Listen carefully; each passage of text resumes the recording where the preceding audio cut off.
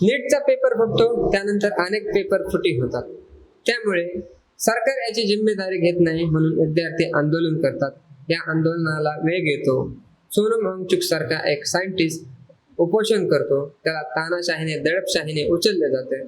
त्या बदल्यात विद्यार्थी हे संसदेवर मार्च काढतात आणि त्या मार्चवर होते लाठीचार्ज अशी की डोके फुटतात, कुणाचे हात तुटतात.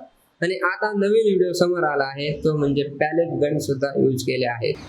ये देखिए, ये है पैलेट गन। थोड़ा घूम जाओ। इसको कहते हैं पैलेट गन।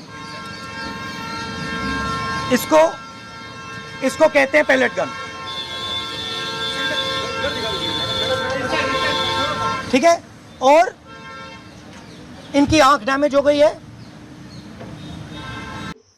या विद्यार्थ्यांना हे सरकार नेमकं काय समजतंय? देशद्रोही, आतंकवादी आणि या सरकारमधील प्रवक्ते, बीजेपीचे अधिकृत प्रवक्ते हे विद्यार्थ्यांना आतंकवादी, देशद्रोही संबोधतात. ह्या आंदोलनाला कोणताही अर्थ नाही सांगतात.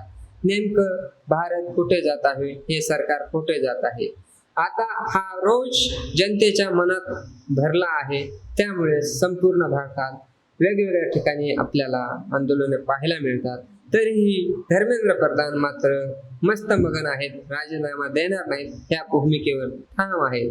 आणि आता पॅलेट गनच्या विषयामुळे जनतेच्या मनात जो रोष निर्माण झाला आहे, हा ह्या सरकारने आत्ताच ओळखणे गरजेचे आहे. कारण याचे दूरगामी परिणाम खूप वाईट असतील बीजेपी आणि बीजेपी सरकारसाठी. त्यामुळे याचं गांभीर्य घेऊन धर्मेंद्र प्रधानांचा राजीनामा, त्याचबरोबर विद्यार्थ्यांवर जो अमानुष लाठीचार्ज झाला यावर सुद्धा योग्य ती कारवाई होणं गरजेचं आहे. पॅलेट गनच्या मुद्द्यावरही कारवाई होणं गरजेचं आहे.